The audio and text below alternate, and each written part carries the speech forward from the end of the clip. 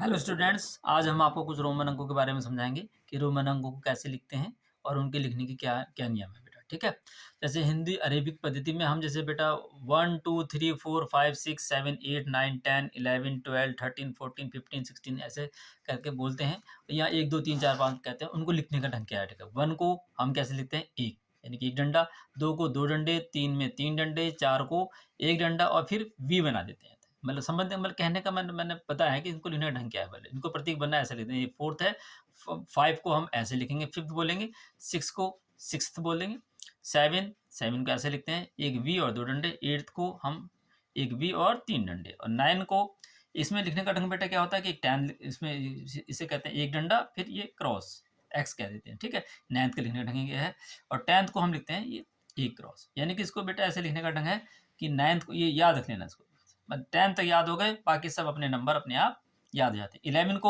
11 को हम कैसे लिख रहे हैं कि पहले क्या है 10 है और फिर क्या आ गया 1। अगर किसी बड़े नंबर के बाद में अगर कोई छोटा नंबर आता है तो वो जुड़ जाते हैं। इसको हम 10th कह रहे हैं। एक्स को क्या कह रहे हैं? हम 10th कह रहे हैं। और एक डंडे को हम क्या कह रहे हैं? देखो 1 कह रहे हैं। ठीक है।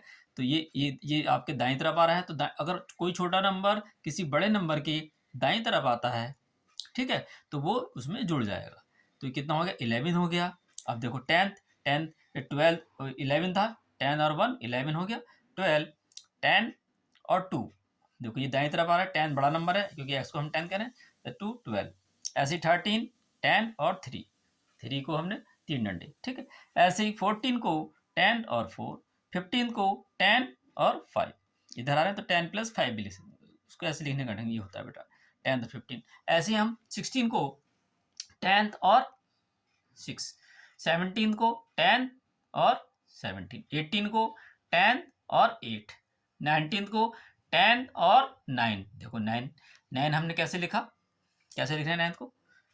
ये, ठीक, क्रॉस और फिर पहले, फिर 10th और 9, क्योंकि इनको बाद में नंबर आते तो 10 प्लस 9 लिखा जाता है। और 20 को हम लिखते हैं 10 और 10, दो बार लिखें तो अगर कोई दो नंबर सेम एक जैसे हैं तो वो प्लस हो जाती है। ठीक है।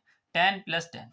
और कोई भी दो नंबर जो होते हैं सेम जो है वो मोस्टली 3 बार लिख सकते हैं। ठीक है। 3 बार से ज़्यादा नहीं लिख सकते। यहाँ और यहाँ कितनी बार लिखे हुए? 2 बार। तो इसका मतलब हो गया 20। अगर एक बार और लिख देंगे तो वो उसका मतलब हो जाएगा 30, क्योंकि 10 प्लस 10 प्लस 10 30 हो गया। अब कुछ ऐसे नंबर है बेटा याद करने का, डिनोट करने का, तो उनको आप कैसे कैसे लिखते हैं? उनको याद करने का होता है XLCDM। ठीक है। तो x की वैल्यू क्या होती है? 10, l की वैल्यू क्या होती है? 50, c की वैल्यू क्या होती है? 100, और d की वैल्यू क्या होती है?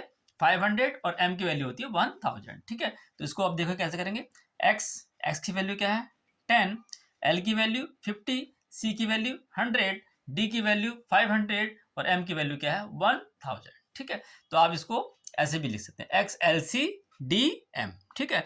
अब हमारे पास, जैसे हमारे पास बेटा कुछ, अब मैंने आपको नियम बता रखे हैं कि कोई भी नंबर ऐसा हो जो छोटे, कोई भी छोटा नंबर है वो बड़े नंबर के बाद में आए, तो उसको आप क्या करेंगे?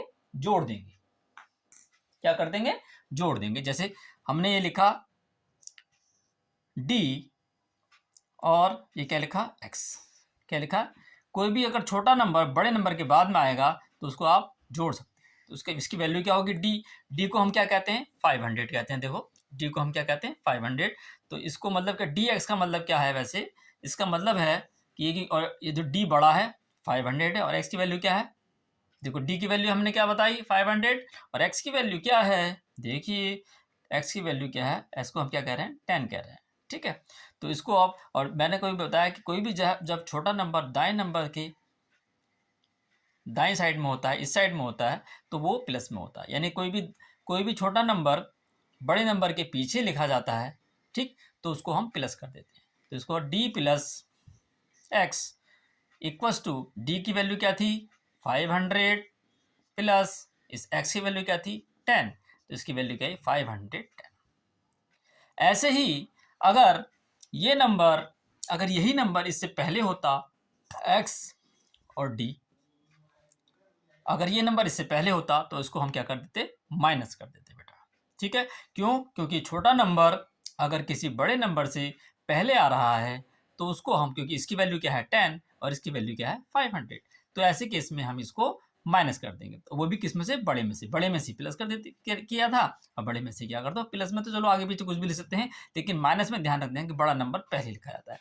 बड़ा नंबर कौन है इसमें, डी माइनस एक्स। तो इसकी वैल्यू हम लिख सकते हैं, डी क्या हो गया, डी हो गया हमारा 500 माइनस इसकी वैल्यू क्या होगी 10, तो इसकी वैल्यू होगी 400 कितना 90। ठीक, तो ये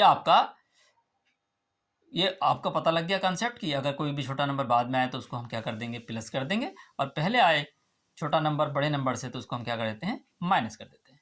और एक बात और क्या करते हैं कि यदि कोई नंबर कोई भी नंबर आ रहा है, कोई दो नंबर एक साथ आ रहे हैं, या ऐसे मान लीजिए कोई भी दो नंबर एक साथ आ रहे हैं तो उनको प्लस कर देते हैं। ठीक है, जैसे ये लिखा हमने सी और सी, ये नंबर है, ये कितनी बार आ रहे हैं साथ में, 3 बार आ रहे हैं, तो ये एक साथ आ रहे हैं तो इनको आप हमेशा प्लस करेंगे। ठीक, सी की वैल्यू क्या होती है, देखो 100, क्या वैल्यू आ गई 100 प्लस 100 प्लस 100, तो क्या वैल्यू आई इसकी 300, यानी कि ट्रिपल सी की वैल्यू जो होगी वो क्या होगी 300 होगी।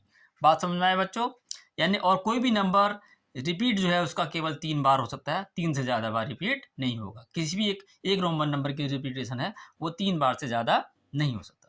तो इतना कंसेप्ट क्लियर हो गया बेटा आपको। ठीक है, बाकी नेक्स्ट वीडियो में समझाएंगे। ओके।